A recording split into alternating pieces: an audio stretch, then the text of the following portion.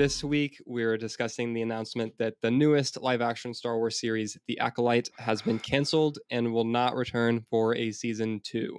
There have been numerous reports since about the news, with many reporting that the series was even prepping a writer's room and directors for season 2 before the series was canceled.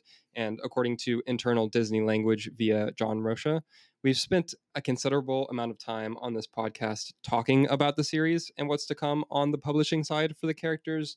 So, Robbie, what was your reaction to this news, and what do you think happens now with some of these characters? So I'm gonna give you the first thought that popped into my head, and then I'm going to give you my actual reaction. Um, Hmm. so the first thing that popped in my head was, why the hell did we tease Plagueis? Now he Right. doesn't have a blank slate when he wants to come in. It's like, what? Hmm. Why did he just show up? Anyway, that was my instant reaction. That was my greedy self thinking about the only story I ever want to see told. Anyway, um, I think it all comes down to, it was so damn expensive for what came out of it. Yeah. And I think that a lot of people are just, it's been a lot of instant reactions, like very emotional ones and Hmm. everything.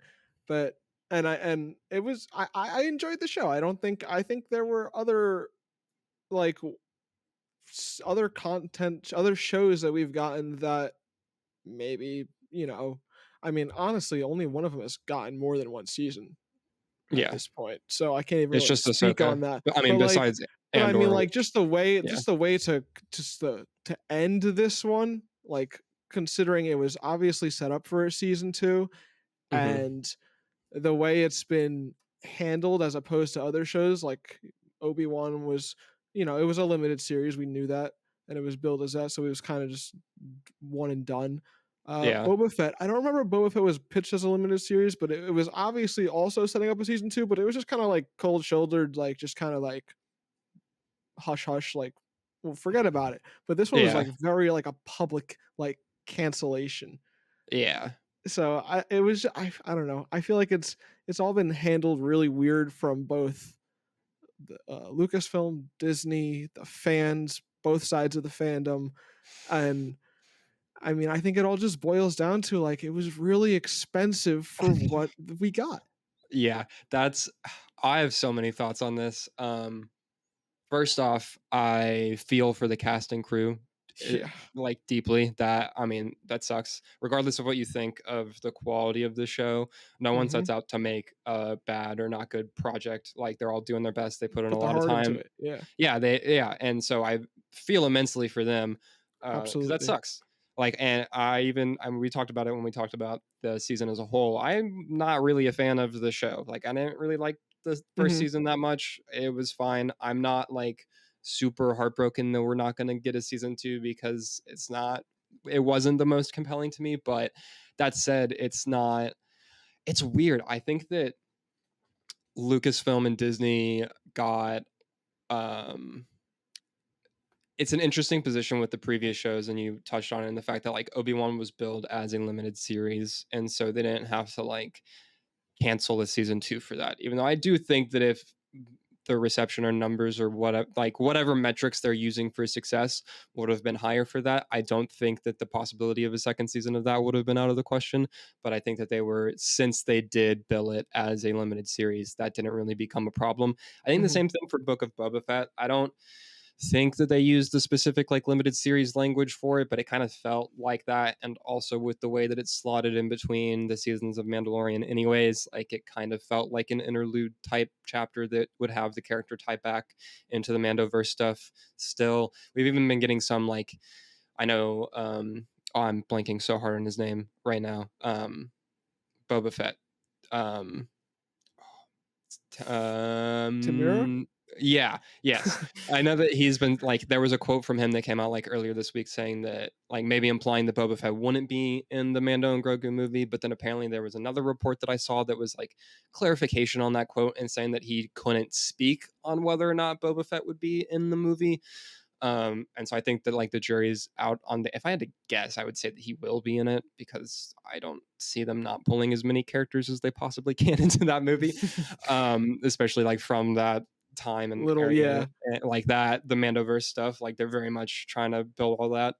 Um, yeah, so this show, The Acolyte, being like officially like it's was very clearly set up for a season two. Like there's as much as season one did have a like the handful of its major story arcs coming to a close and like wrapping up, it very obviously had plot threads that were going to be addressed later down the road.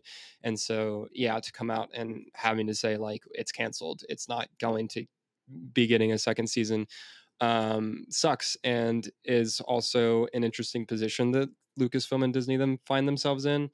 Um, I'm glad that you hammered it home like 3 times already in the first, like, couple sentences of your Money response, talks, and the baby. yeah, it's the problem, and we'll get into, like, a lot of the other points and possible problems or reasons or whatever that it was canceled, but, like, for me, what I'm looking at, the problem started in the fact that this show should not have cost $180 million for 8 episodes that are not even an hour long each. Like, it just should not. There is no, I just Mathematical don't reason. understand. And also, where did the money go? Because I'm sorry, I didn't see it on screen. Like, it doesn't look like $180 million production. It doesn't feel like $180 million production. Alien Romulus just came out for $80 million and looks infinitely better, like visually and from a production standpoint to me. And granted, that's a like couple hours like less of content, but also you can make 2 Alien Romuluses for still less than the cost of what this was. So it's like I don't And get really, almost as much time. yeah, exactly, and then you're like, what, 20, 30 minutes, like, behind, so it's You're like, like, yeah, alright, you're then it's not like very far behind at all. another $20 million to even it out, and you get the same runtime, like, what are we doing here, is my big thing with that, like, that check. So, I like, wish I had an answer there. it's not, the thing about that is that it's not a like Acolyte or Star Wars or Disney specific problem. It's a systemic problem in the streaming sphere. All of the streaming services are feeling this right now. They're all restricting their budgets. They're all not renewing like series for more seasons because they've realized that streaming is not a sustainable model for new shows to grow. You can't pump almost $200 million into 8 episodes of a Mhm. service that's not, like, it's not like you can go to the movie theater and buy a ticket for The Acolyte and they're getting revenue from that. It's not, it's a passive income from Disney Plus. And so it's not like The Acolyte specifically is making them money. It's that they're banking on Disney Plus and subscriber counts doing that. And that's not really like how, You're not gonna make your money back from that, and that's where the ads come in, and that's why television is television, like exactly. And so it's just not a feasible model. And that's the problem with it. And that's why we're not getting a season two. It just, it cost way too much money Yep. for the viewership that it got. And also, I haven't looked too much into the like actual stats myself. I've just seen the second, like the reporting that people put out there about what the viewership was. That apparently this was the lowest viewed of the Star Wars shows. And so it's But like, I saw some numbers and so I saw some people and I don't know anything about numbers, like, don't quote me on this, but yeah. I'm gonna say it anyway. I saw that it had better numbers, whether I don't know if it was for overall or at least the finale than Mhm. Andor, and look where Andor's at, like, you know? See, the difference there, though, is that Tony Gilroy was smart and said, "You're guaranteeing me 2 seasons before we get into this." But I also, though, understand, okay. if you remember, it was originally supposed to be 5 seasons. Like, and the original pitch for Andor was that it was going to be 5 seasons, and then they cut down That's to why we're 2. doing time jumps in this season, aren't we? Yeah, that's why we're getting 4 years in this 2nd season as opposed to, like, because they were originally gonna do a year per season. Mhm. Um, but still, Tony Gilroy was smart and was like, "You're guaranteeing me these 2 seasons before we start doing season See, 1, I right?" didn't know that, but that good Yeah, on him. that's the But only reason we're that's how getting I Andor think, season like 2. that's how I think, like, just modern television in general should be at this point, like, because everything keeps Especially, getting canceled after 1 season, like, let it have a chance to breathe. There are some shows that are gonna be absolute shit shows and mhm, probably deserve to be canceled after 1 season, but I feel mhm. like most, like, never get that second chance, and it's terrible. It's, if you're going to do the model that streaming is trying to do and have these, I'm gonna say, quote unquote prestige shows would that have 8 episode seasons that are not even an hour long episodes sometimes, then yeah, you need to guarantee a season 2, especially if you're gonna take like a year or 2 years, House of the Dragon, off for like a season, right? You need to, like, it needs to be, we just need more time with these, like, these shows need Yeah, more we don't have a time. That chance. Like, the shows don't have a chance, like, we don't even get a chance to, like we don't get to sit down and, like, connect with everything and enjoy mhm, it, like, like, it's supposed to be and, we all hate commercials, don't get me wrong, but give me those 45 minutes. It's usually an hour. We usually get an hour out of our Mhm. lives when a new episode airs of something. Sure, it's streaming. I don't care. Give me the 45 damn minutes. We're used to Yeah. binging at this point, and when we binge the shows we like that are from traditional television, they're 45 minutes. Mhm. So like we're Yeah. used to like just give us something, that's familiar. Like it shouldn't be these quick little like where is that time? Why is it so small? Why so little episodes? Why so little time? Like Yeah, I what's the was reading point? an article the other day, either I think it was yesterday actually, that was talking about how the 8 episode season is just like killing all of these shows and how It's it just destroying it. makes no sense for television. Like it's not how television is supposed to operate It's as a medium. Like it's it's not. okay if it looks cinematic, but it's not supposed to be cinematic runtimes. You go to the movies for that. Yeah, and yeah, that it's so those are a lot of the issues. But yeah, I think for me the biggest thing of, and it sucks, but I think the simplest, like a lot of the time, I'm forgetting the phrase, but like Occam's razor, like the simplest explanation is probably the most accurate one. And as you said, like it just costs too much money for the returns that we got on it. Like it costs too much money for us to have maybe the worst Star Wars viewership of it. Maybe not, still not great though. I know it certainly wasn't the best viewership that they got Mhm, from it. I know it was still in the Nielsen like top 10. That's also US only numbers though, as far as what they track for like their data. Um, but yeah, it's just one of those things where like you can't have a series cost that much money and like expect it to get a at best mixed result, like mixed reception, and like it's not like expect a to get, general audience it needs to be spectacular with that budget.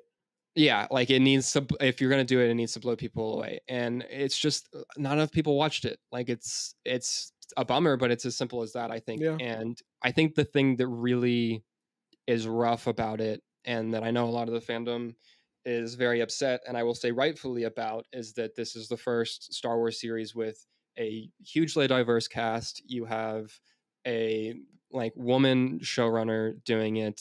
You get representation that is so desperately needed in Star Wars, right? And you also have a show that's set not in the same time period that we've been stuck in since the first Star Wars came out, right? You're exploring new territory and all of these things, and it's fresh. And those were, as we talked about in our recap of the season, like the best parts of the show. And the most interesting thing about the show to me was that we were getting all these new things.